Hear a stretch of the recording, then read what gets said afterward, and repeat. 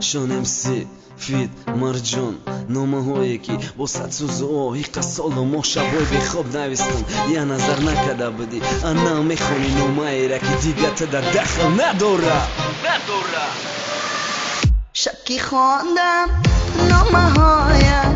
تا سحر خوابم نیامد در دلم آن شب مشهد به سرم آمد قیامت شکی خواندم نامه هایت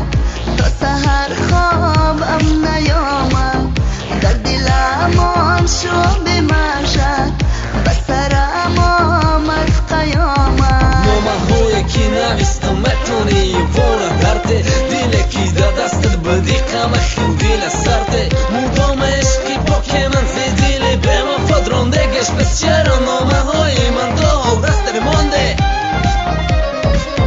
گفتم بودی بعدی رفتن نامه هایم را بسوزان گفتم بودی بعدی رفتن نامه هایم را بسوزان گر بسوزد نامه هایت سوزدم دل سوزدم جان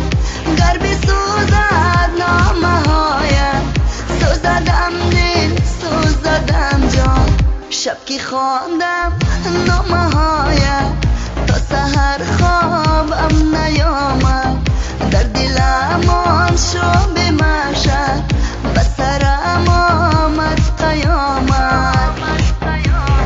چی بطم به نالی میگو که میسوزم گفته بدم که نامه های مرا سوزن میدانم میسوزی وقتی تدبورم میخونی نامه را دیلیت صد پورم میگردم میدانم نکی تو مرا فهمارم یک بخی خواه میخیزان غم نامه هایی که نویستم با سوزو بالا شنگیری فتو یعنی گو نکدی طرفشو نمیخونی نکی میگه چی نویستگیت دن نداره دخل علکی ما دیگه یم با یاری نمم خوشبختم در اون نامه چیزی باشه دیگه نشه پس